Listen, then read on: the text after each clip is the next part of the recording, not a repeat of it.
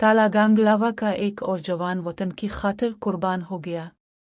नाइक मोहम्मद अरसलान शहीद ऑपरेशन तीरा में ड्यूटी सरंजाम देते हुए शहीद हो गए। शहीद मोहम्मद अरसलान की नमाज जनाजा लावा में अदा कर दी गई। नमाज जनाजा में पाक आर्मी के अफसरान, असिस्टेंट कमिश्नर लावा समेत अवाम की शिरकत। शहीद मोहम्मद अरसलान को पाक फौज के चाको चौबंद दस्ते ने सलामी पेश की और सैकड़ों सोगवारों की मौजूदगी में शहीद जवान को सुपुर्द खाक कर दिया गया।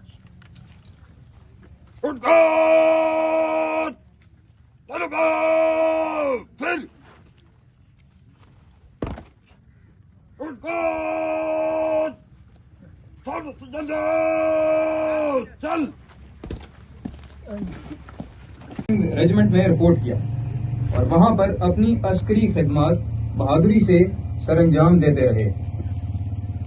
नाइक मोहम्मद अरसलान शहीद एक दयानतदार, फर्ज शनास और मुहिब वतन सिपाही थे, जिनका किरदार दौरान सर्विस मिसाली रहा।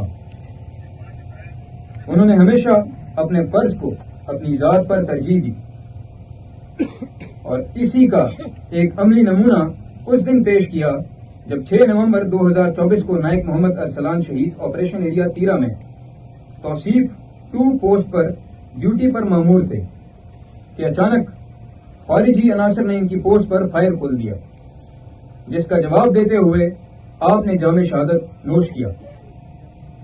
अल्लाह ताला उनके दर्जात को बुलंद फरमाए और उनके लवाहिकीन को सब्र जमील अता फरमाए।